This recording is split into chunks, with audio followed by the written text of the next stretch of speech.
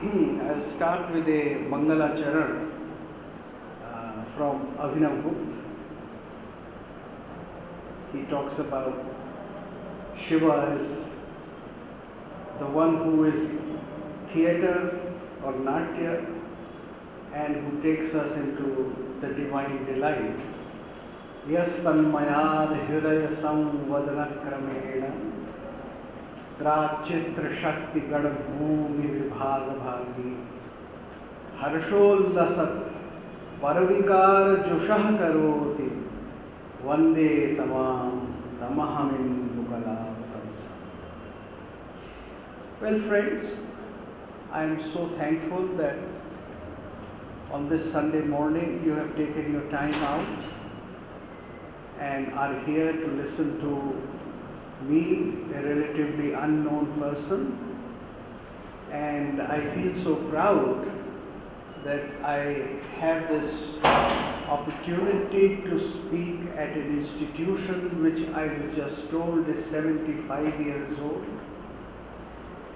and which, as I was here a little early and I went around and I saw that this is a premium institution in Bangalore, in the sense that it was founded by some great visionary indeed, and down the line of 75 years it has done exclusive and stellar service to the city. So it is an example for many of us in other cities of our country to follow and to have institutions like this, where people can exchange ideas, talk about their work. Now, I was talking with Dr. Nagarajan, and he thought that I could say a few things about classical Indian theatre or ancient Indian theatre, or what is, for a very peculiar reason, wrongly called as Sanskrit theatre. So we started chatting a little about some of the things in the theatre of ancient times in India, and thought that it would be good to talk about the wrong ideas that most of us carry about ancient Indian theatre in our minds. And so the subject, that myths about Sanskrit theatre. Now, I will come to it a little later, trying to convince you, and actually there is no difficulty in convincing that there was no Sanskrit theatre. There was nothing called Sanskrit theatre. There was classical theatre, ancient theatre, multilingual theatre, but nothing like Sanskrit theatre. So the word myths about Sanskrit theatre means wrong ideas. Now herein lies another misnomer.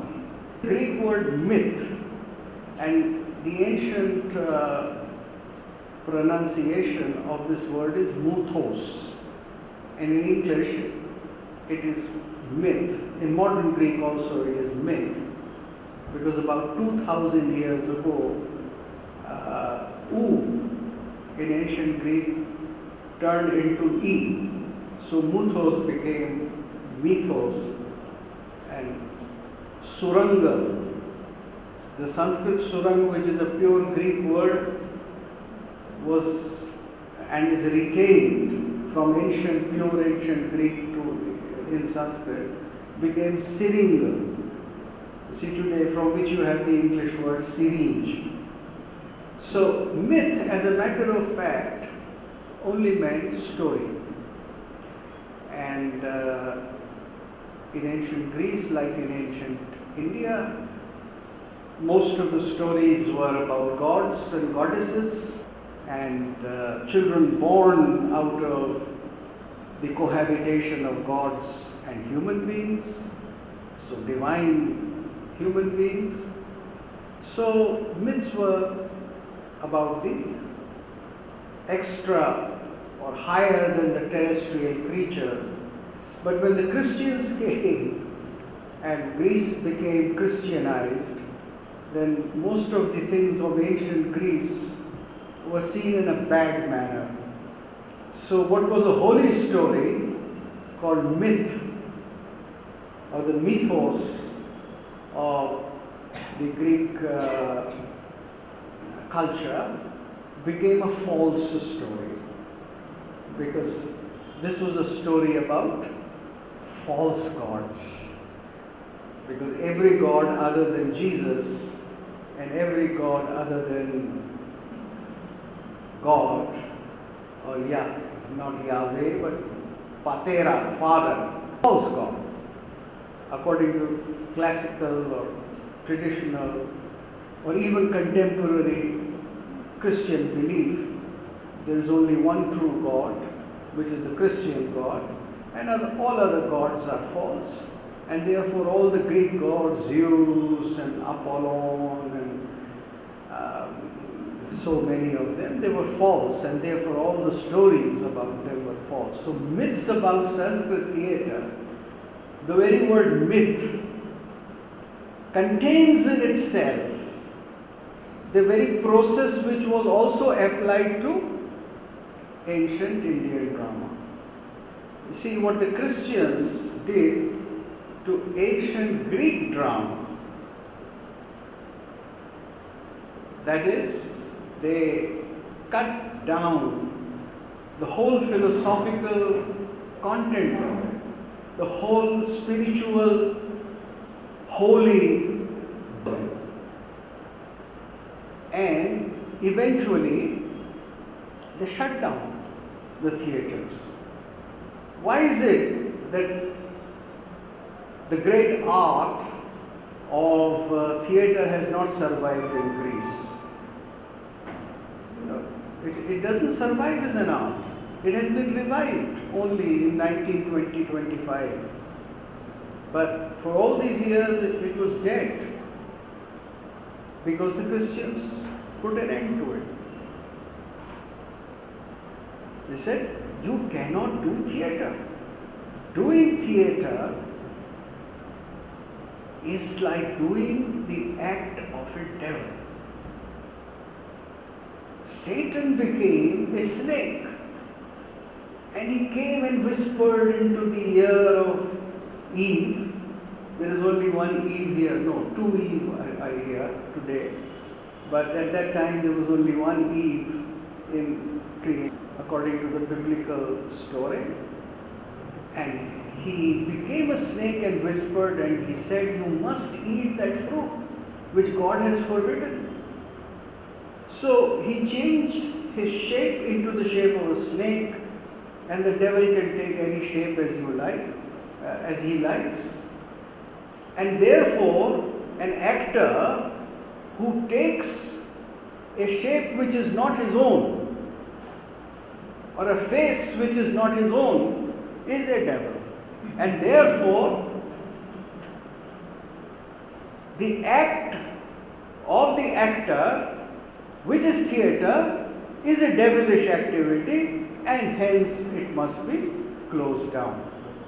So we had here these first fanatic puritanical people of biblical origin in Greece, and from there we had this whole music, anti-theatre, anti-art, iconoclasm, which was later on inherited by Islam and practiced with a much greater fury and torture to the rest of the world, and is still being done, as the new television is never tired of telling you.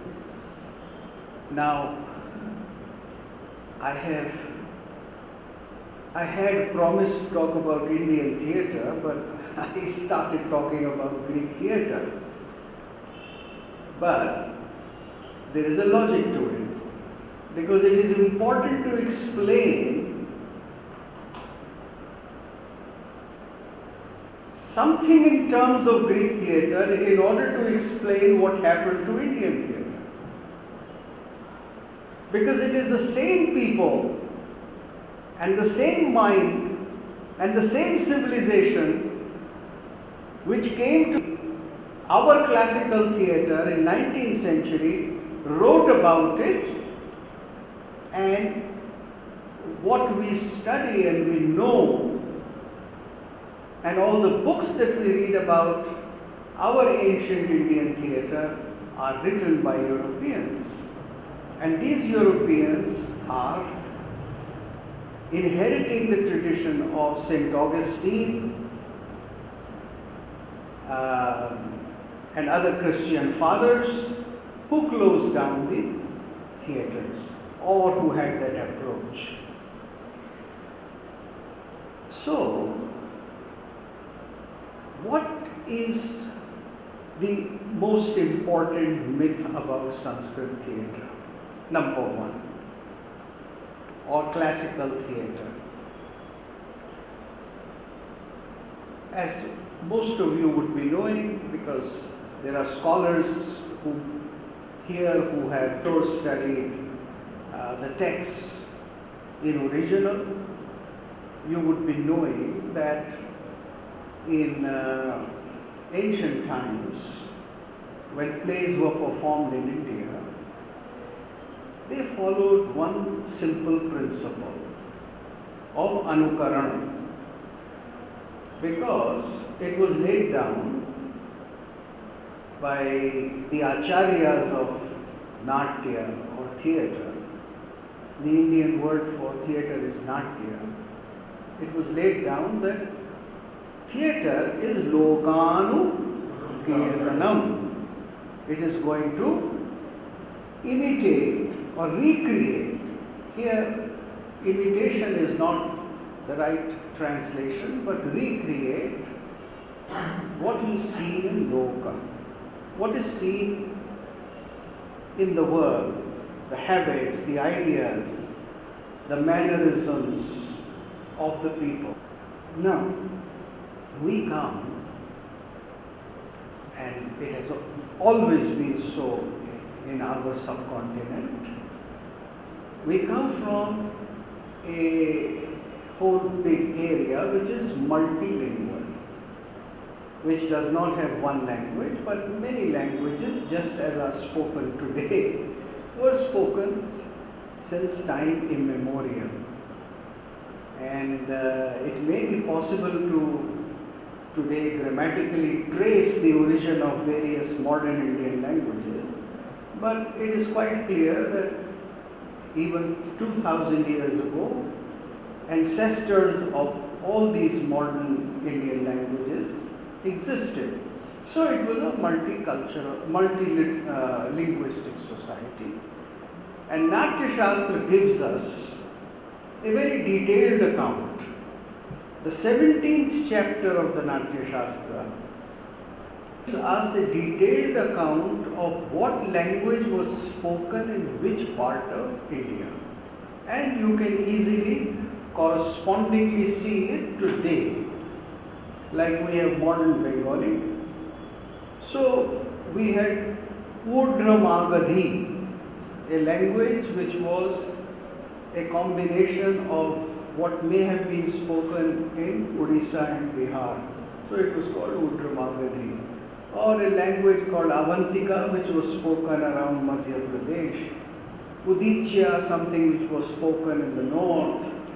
Saurashtri, and then further down there are other languages, and one language which is mentioned is Dramid, which is, as you know, the old spelling or the old name for Tamil. So that is the only language mentioned.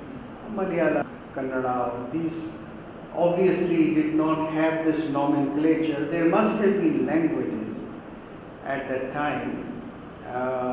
There must have been some language called Andhri also, because Andhri is mentioned as a musical scale in ancient times. The point I am making is that the vision of the ancient theatre creators, the ancient Natyakars, was not according to a linguistic state. You see, today in India, which is from 19th century onwards, when modern Indian theatre was revived, we came into the era of single language theatre. So today we have Marathi theatre, Bengali theatre, Hindi theatre. This is one single language because we have a concept of a state.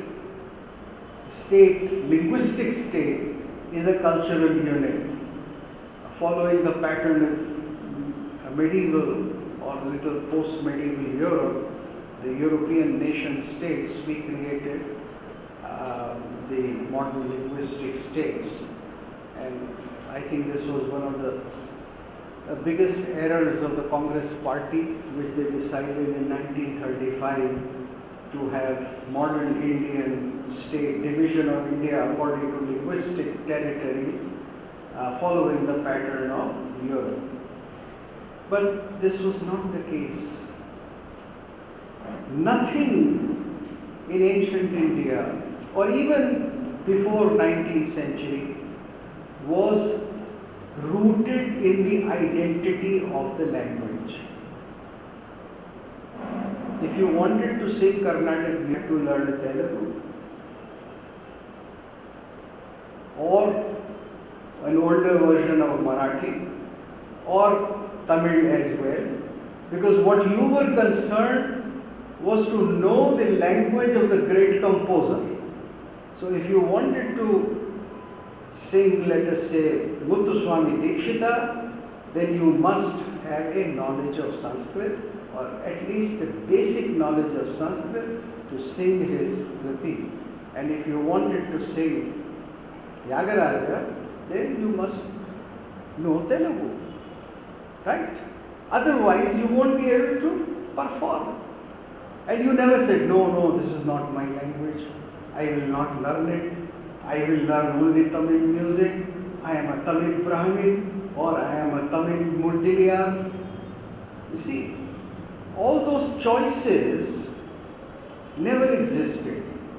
And if I'm giving you the example from 18th century India, but if you go further down, the story is the same.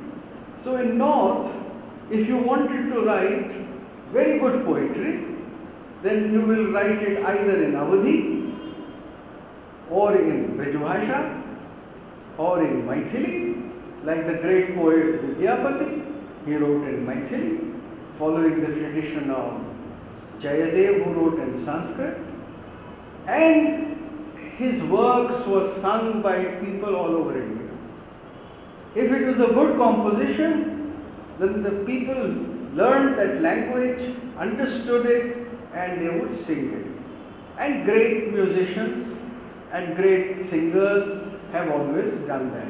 So Lata Mangeshkar has done that in modern times.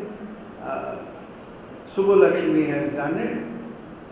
They never thought that this is not my mother tongue or my linguistic state tongue, because they were concerned with language as a vehicle for music. Language as a vehicle for bhava. Language as a vehicle for a certain elevated idea. Something which is for the well-being of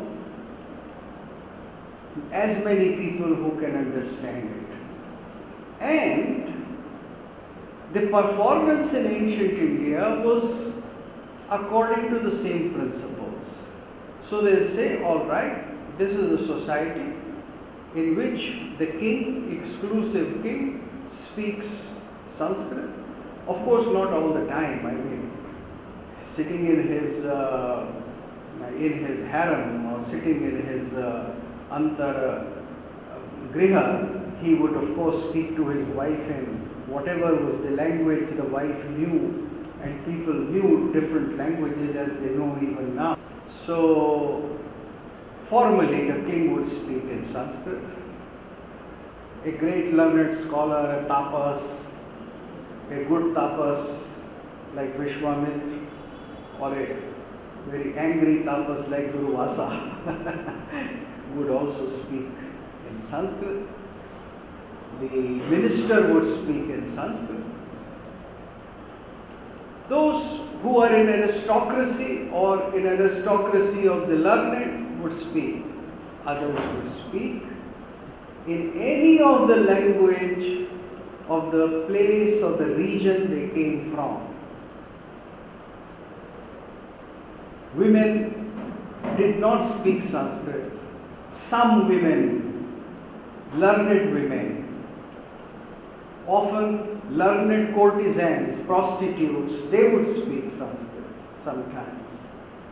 But most of them would not. So they would speak the language of their region wherever they came.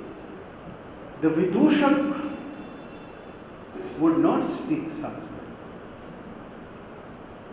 Generally he would speak Avantika, because Avantika was the language of the Madhya Pradesh. You see, it's the inheritor, it's the forefather of Hindi, and for a very simple geographic reason, for no other reason, because it's right in the middle and in a large middle area. So people from different parts of India would like to communicate in that language. So Vidushak, who must be understood by everybody, because he is providing you the most popular rasa, Hasya rasa, speaks in Avantika.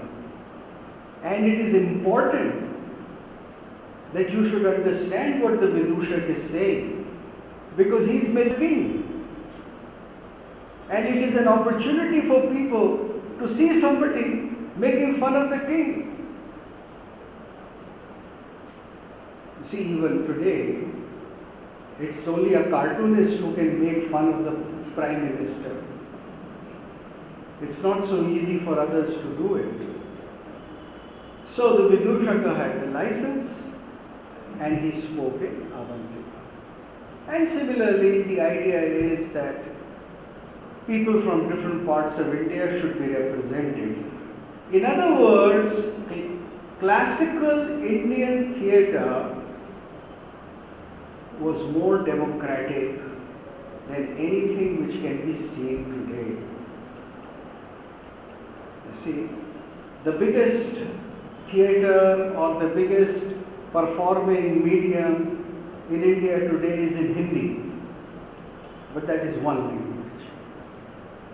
Whereas in ancient India, it was in Hindi. It was truly, perfectly democratic.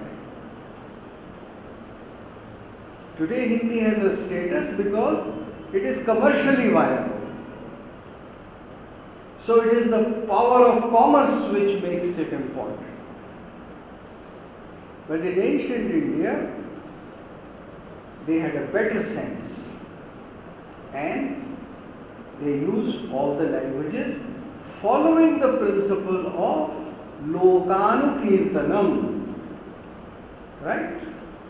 Lokanuvritti, whatever was seen around, people speaking different languages in life and hence on stage also. So the question arises, how is it that ancient Indian theatre came to be known as Sanskrit theatre? How did this happen? As you would know, there is no text in India, no text at all in India, which refers to theatre as Sanskrit theatre. Can somebody switch it off or whatever it is? Somebody's telephone? No, it must be all.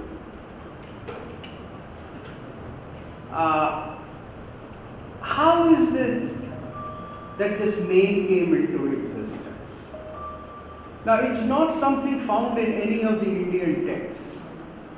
No Indian text has this name.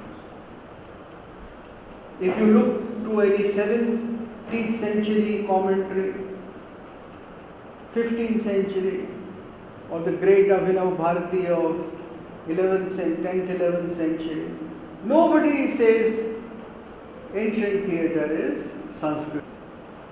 There is no such terminology, there is no such nomenclature. They just say Natya. And the various languages, bhasha, which are used in Natya. It's the British, it's the Europeans who used the term Sanskrit theatre for the first time. And we are still following the British habit. You see, National School of Drama,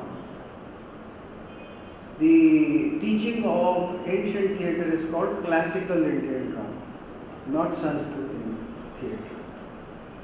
But unfortunately, only the department is named, or the section, the paper is named, but otherwise everybody uses the term Sanskrit drama because it is used by all scholars. And I have talked to various scholars of the country, great names in modern times of scholarship on theatre, ancient theatre, and they all agree, yes, what you say is correct, but nobody has the courage to give up. Now the Europeans use this word Sanskrit drama for what reason and why? It's not as if they did not read the text. You see, these were all philologists. These were people who knew Sanskrit and Prakrit also. So William Jones, when he read Shakuntala, Abhigyan Shakuntala, he must have seen that only 20% of the text is in Sanskrit and the 80% is in 3 or 4 kinds of Prakrits. When he started translating it, why did he still call it Sanskrit drama? So, very relevant question, important question. The reason is used to the use of a single language as a classical language. In their world, in their thought, in their idea, what was classical?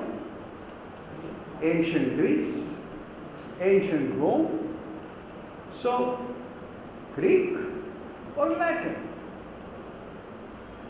Greek and Latin is something which was the language of the learned. So when Ben Jonson wanted to make fun of Shakespeare, he said he had little Latin and no Greek. Shakespeare knew just a bit of Latin and he didn't know any damn Greek, so what sort of a poetaster is this you are mad about? In their European world, the classical language was Greek or Latin. So they came to India and said, do you have anything in classical language? If you have nothing in classical language, then you are a useless culture. It's all rubbish. So do you have some gems? Do you have some great literature? Now, nobody had an idea of great literature in terms of the nomenclature of a language in India.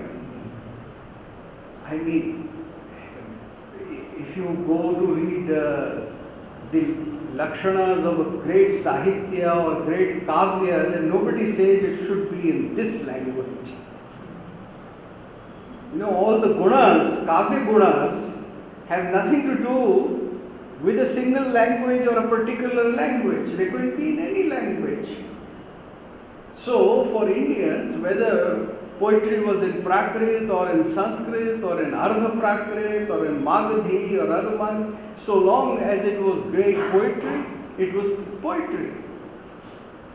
But for the Europeans, a language, because their notions of classicism, of classical culture, of high point of culture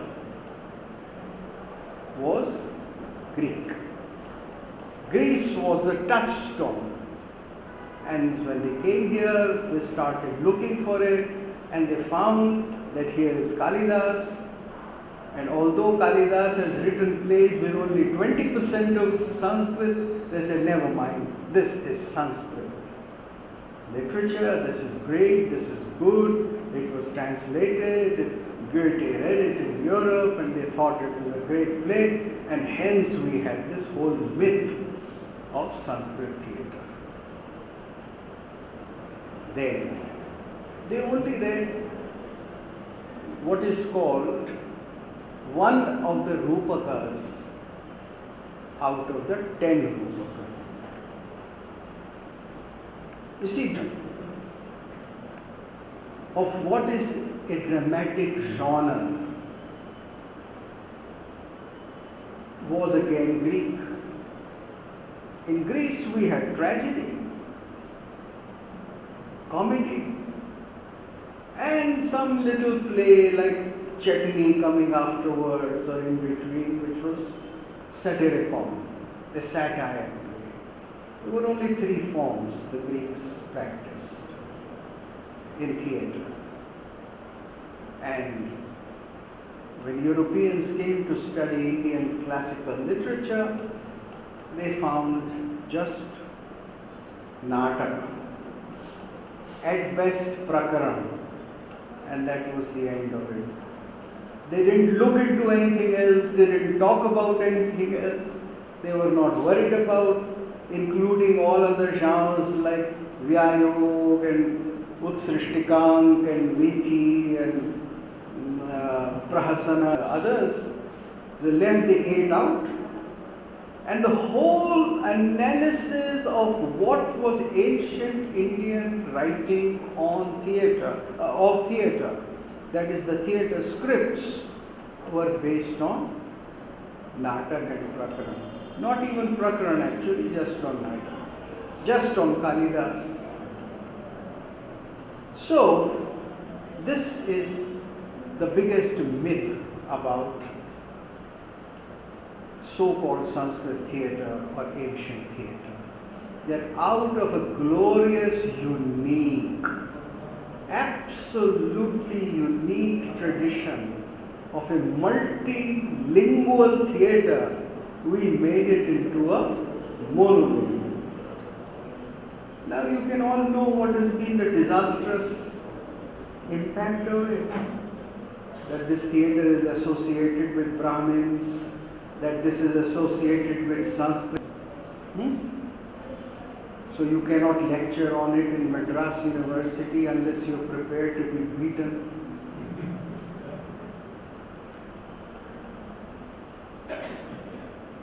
The social consequences of this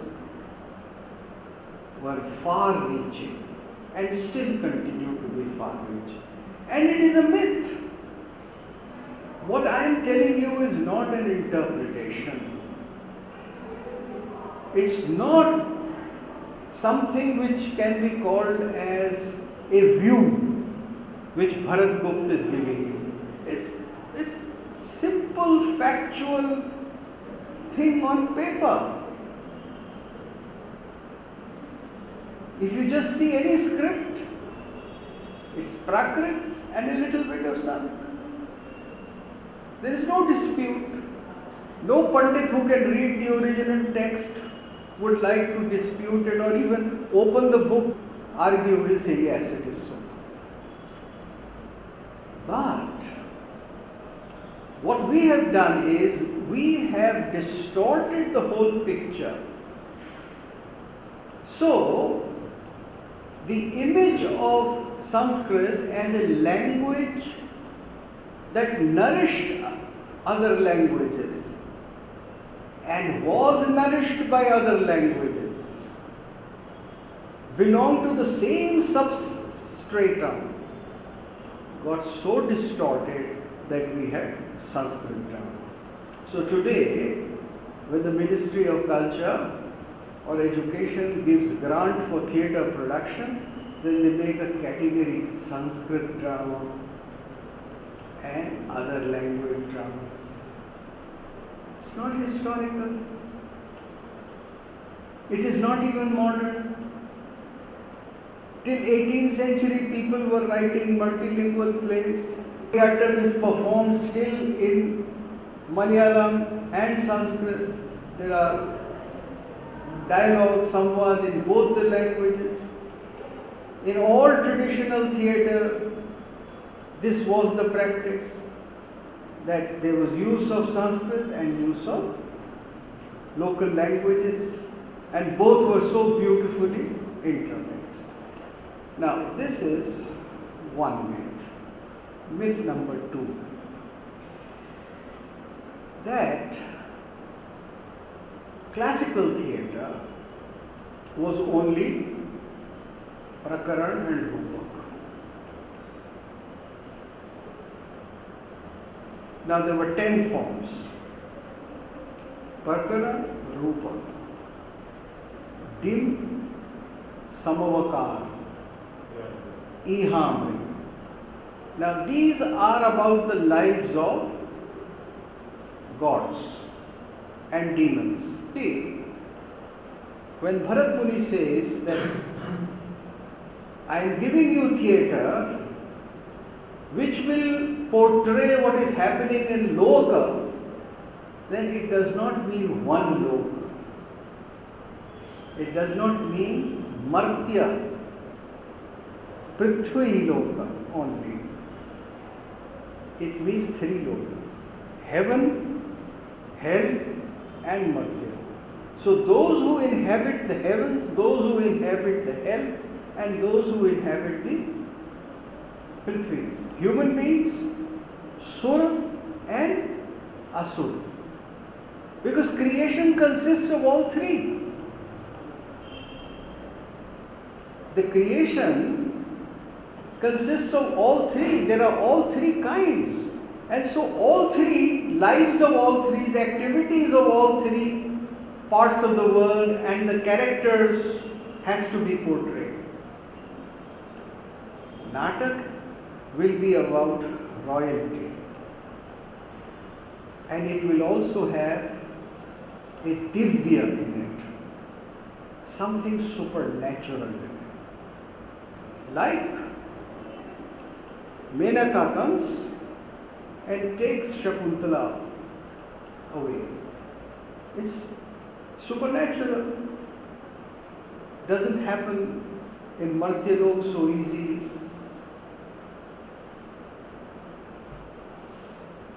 Nothing of this sort happens in a Prakarana. It is essential that in a Natak some divya is there, because Natak is concerned with a connection of the Nayak and the Nayika with the Devatas. There has to be a connection. Just as in Greek play, the hero has to be connected to gods. Either he is born of gods, or the heroine is born of a goddess, or a lineage of that. Similarly, there must be that element of something higher. That was not. Of course, the Europeans never saw it. Yours truly is the first man to see it. In 1994, I published this book, and in this I proved that ancient Greek drama is much, much closer to ancient Indian drama than European drama, and Greek drama is not Western drama. That requires for another lecture, so I will not talk about that aspect. But if you're interested, then you have a detailed exposition of this in my book. It came out in 1994. With the grace of my teachers, it is now printed for the 5th time. This is 4th edition. There are 2 editions more after this. and nobody has contradicted a single line in this book. I have lectured at Oxford, Columbia, Toronto, Chicago, a huge number of Honolulu and this and that, so many universities, in departments of Greek and in departments of Indian studies. And this book is prescribed in a large number of universities. They are silent about what I say. The greatest names are silent about what I say. The first lecture on this book was in University of Athens. I was invited to the University of Athens in 1994, 3 months after the publication of this book. And I was given the Onassis Award to do research on ancient Greek drama because they appreciated the book. But professors of England and America who have an entirely different approach to what is ancient Greek drama and who have not contradicted a word of what I have said, and they quietly, privately keep writing to me that I am right. There are private emails, like Richard Seaford wrote to me. He is at some British university, very famous, that yes, professor, what you say is correct. One simple line, nothing more. But not public acknowledgement.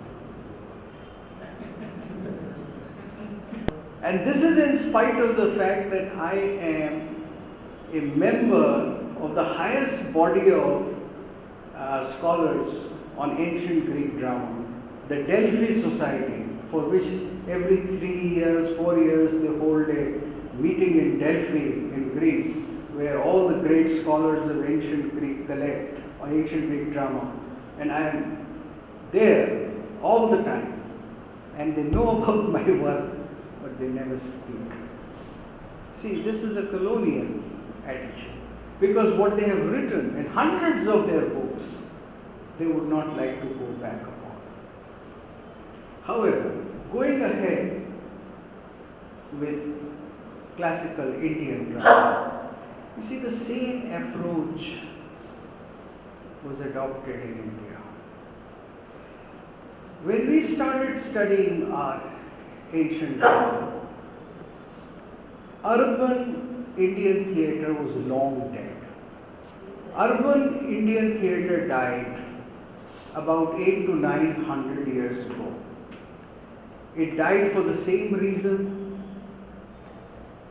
as theatre died in Greece. The reason was same. The Islamic State could not allow a performance of play in a Islamic occupied capital or town. Theatre was haram. Just as it was haram for fathers, Christian fathers like Jerome and Augustine in Greece, once Christianity had become the official religion. Similarly, once Islam had come to occupy India, theatre under the Islamic State was forbidden. Music was possible in the harems and in the courts, where the Maulavis could not penetrate. Theatre is an art which has to be practiced in the street. It cannot be done in somebody's home. See? So theatre in North India virtually got wiped out. And in South India or rest of India, theatre survived in non-urban areas. It survived in villages, in ashramas, in various other religious bodies, religious spaces, and because that was the only place where it could survive, where performances could be held, it became largely a Bhagavat theatre. or sometimes a shared storytelling theatre. So it became religious theatre, and hence plays like Abhigyalam or Mritchakatikam or Malvikagnimitra could not be written anymore, because there was no secular audience, secular themes, secular music, and hence we had the birth of Indian arts as quote unquote spiritual arts, right? We have become spiritual people not under choice. We have become spiritual people under occupation.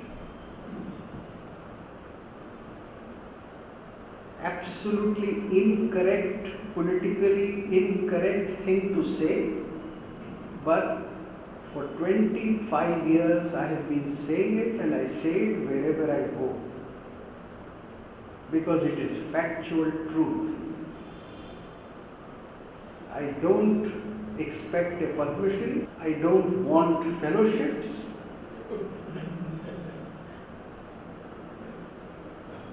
It's only by accident that they made me executive committee member and trustee of IIWC 6 months ago. I don't know how.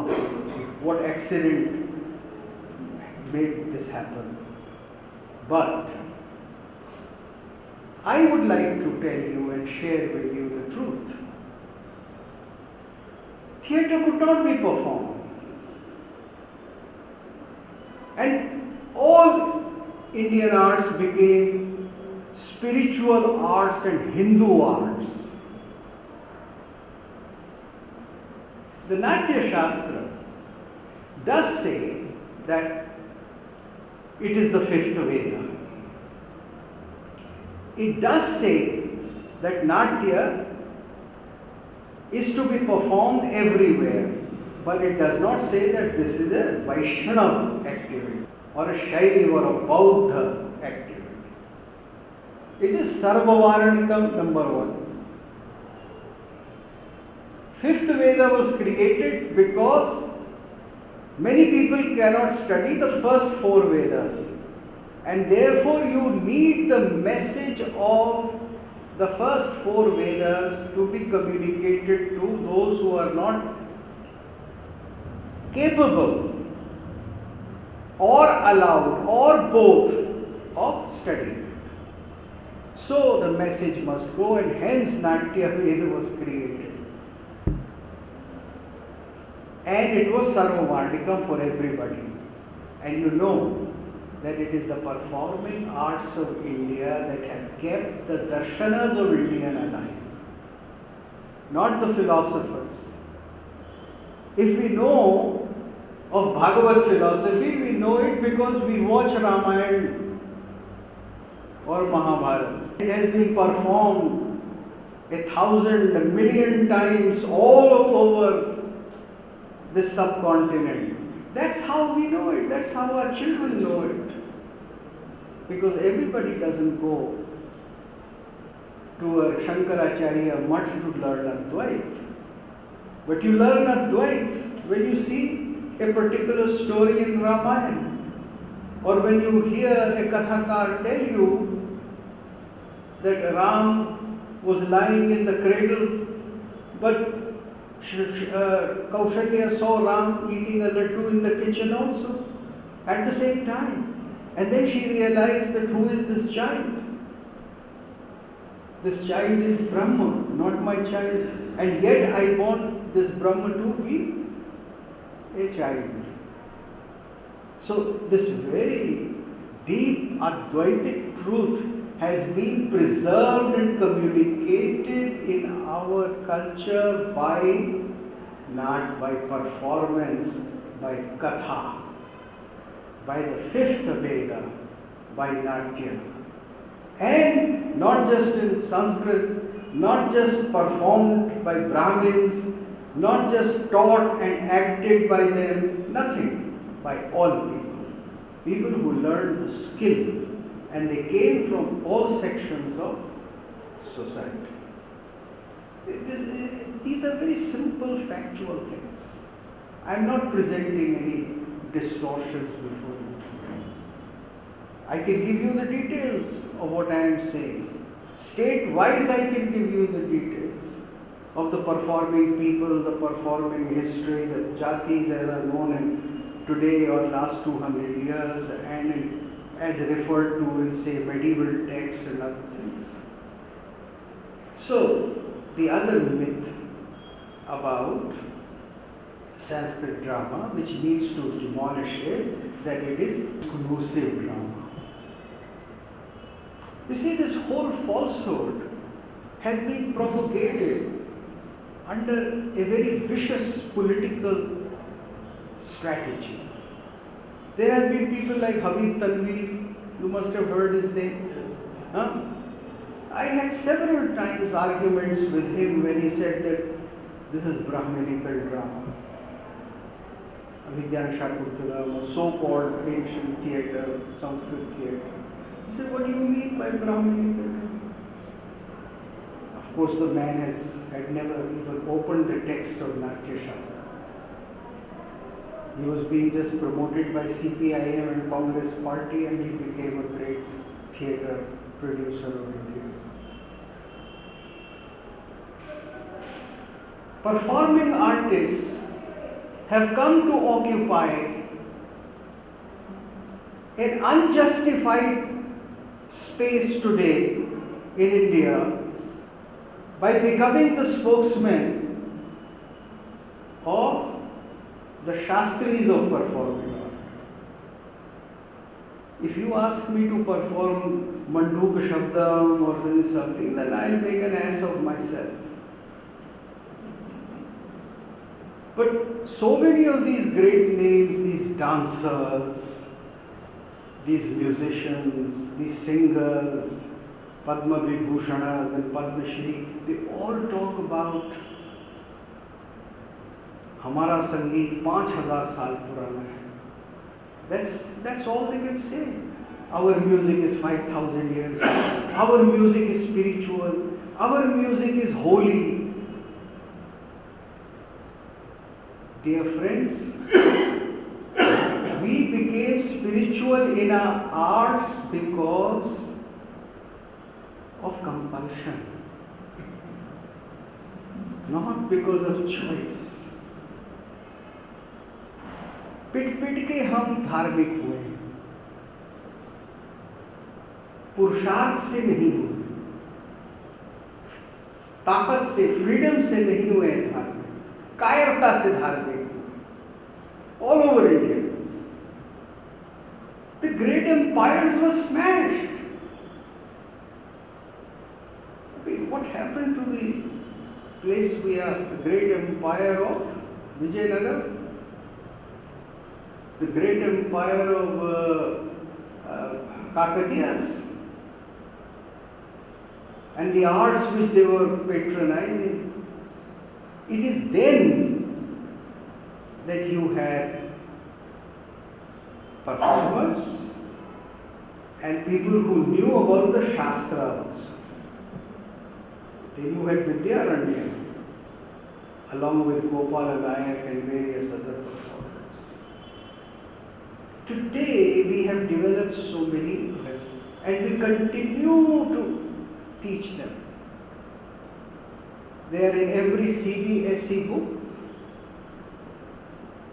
Central Board of Secondary Education, and children all over India have to,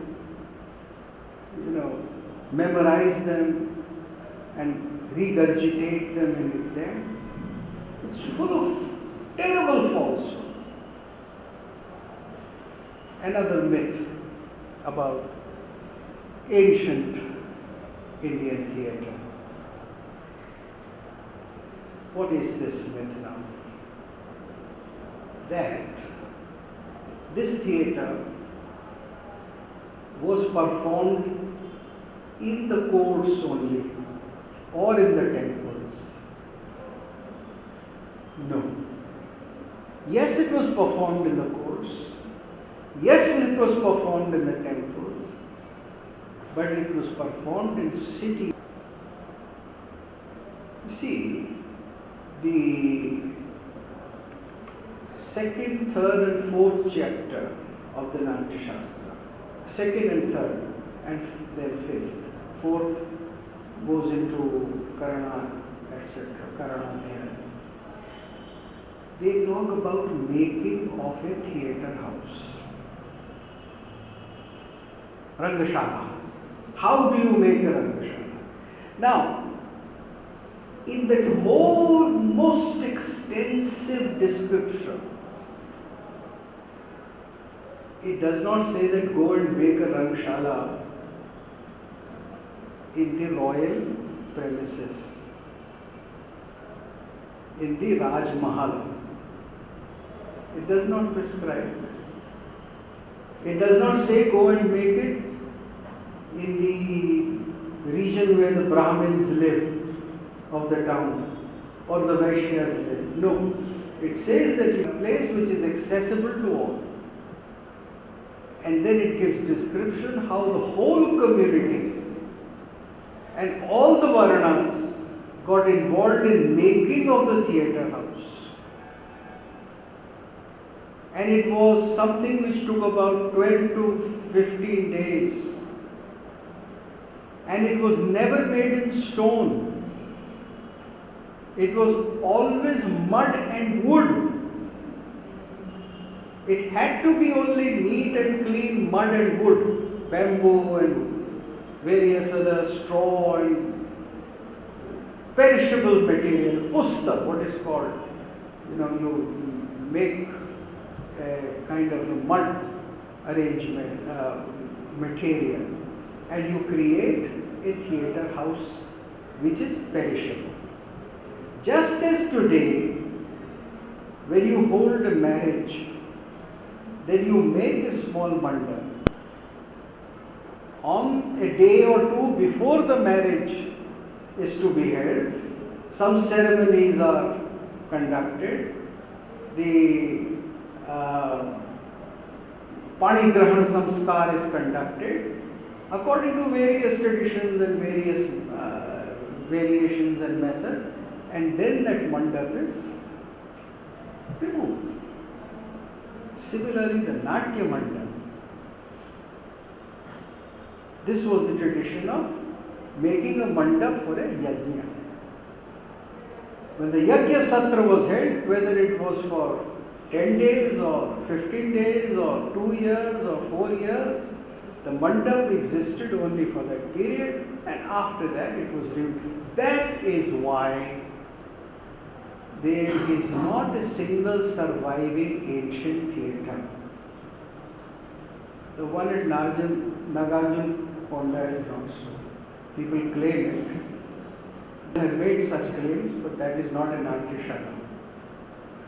So, the idea that this was exclusive to a community or the royalty is another major disastrous myth,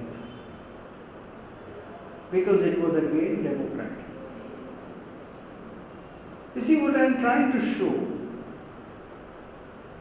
I mean, I am not somebody who admires modern democracy very much, but I can tell you that ancient Indian theatre was the most democratic art one can see in the history of humankind, not just India, because it had languages from all over India, it had dances from all over India, it had music from all over India, and it was oriented towards the largest number of watchers, not towards the elite. It was not an elitist theatre. So this whole image of classical Indian drama, wrongly called Sanskrit drama, as an elitist drama is totally false, unhistorical, not sustained by a shred of evidence. more examples. Music. Music was the soul of theatre. In the 32nd chapter, Bharat Muni says that music is shayya on which theatre rests, sits, enjoys. If you don't have a bed in your home, it is not a home. Then it is the hut of a sannyasi. The basic difference between a householder, grihastha, his home and a sannyasi's home is this, that there is no bed in a sannyasi. He is not supposed to have a bed. Whereas according to the fundamental idea of a vivaha, you are supposed to give a bed. That was the only dahej or the dowry which was given. That is only what the Dharma Shastras prescribe, that please give a bed. So, just as there can be no household, griha, parivar, without a bed, similarly there can be no natya without music. This is the crux. In other words, ancient Indian theatre was not dialogue-centered theatre which we think of as theatre today. Our definition of theatre today is only a modern European definition of theatre. When the Europeans came to revive theatre in Renaissance period, when they started coming out of the big stranglehold of Christian orthodoxy, then they said, let's have theatre. And in England in Elizabethan times, in Europe, we had recreation of theatre. From earlier Christian-based, morality-based plays, they expanded into a full-fledged form. How did they do it? They read Aristotle. Because they had no living tradition. Their tradition was only 4 or 5 characters, a devil, a father, obviously you can't have God, or an angel, and these people wear some costume and they talk loudly. They have a dialogue. This was Christian morality play. It is from here that they started developing their theatre by reading Aristotle. And Aristotle said that, well, a play consists of 5 or 6 things. There has to be a story or plot, mythos. There has to be very good speech, lexis. There has to be some idea, diania. In Greek you call it diania. Or in English they translate it into rationality or thought. Then there has to be music. Then there has to be spectacle. And this makes up drama. They had no music. European theatre did not have music. They made another form for it called ballet. You see, they split the musical from the lexical. They created this great split in Europe. The Greeks did not have this split. The ancient Indians did not have this split. So, ancient Indian theatre, when it was revived, even by great stalwarts like our Raghavan and others, it was a dialogue-based theatre. There was very little music, very little dance, and hardly any angik abhinay. See? So, a European recreation of classical Indian drama started in 20th century and has not come to an end to this day. As a matter of fact, the whole of Indian theatre is divided into two. Traditional theatre, which has all the elements and unity of dance, gesture, music, angik, vachik, satvik, aharya, sangeet, etc., etc. So your traditional form, more or less you will find it there. You will find it in high quality combination in more mature forms like Kudiyattam and Kuchipudi and others, but in varying forms in Jatra, Sangeet, this and that. Traditional theatre is this, but urban Indian theatre is European theatre. Theatre of dialogue, samvad. 2, 3, 4 people moving around on the stage, speaking, till the curtain drops, right? This is another myth about what was ancient Indian theatre. No, ancient Indian theatre was a perfect combination. All the songs in ancient Indian theatre were not in Sanskrit. There was no singing of Sanskrit verses. All the songs were in Prakrit. Great details are given in 32nd chapter. The deployment of music in ancient theatre deserves a lecture by itself.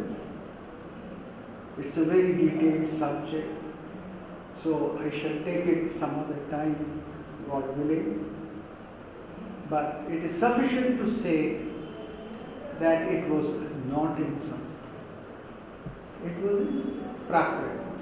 And most often in Ardha Magadhi, language of Bihar.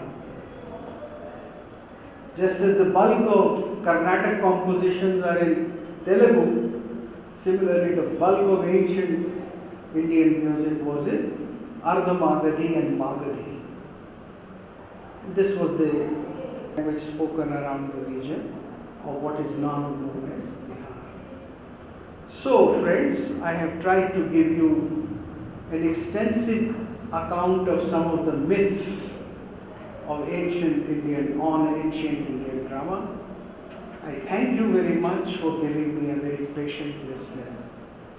If you have time and inclination, I am willing to answer questions, but as time is now running short, I leave it to you. Thank you.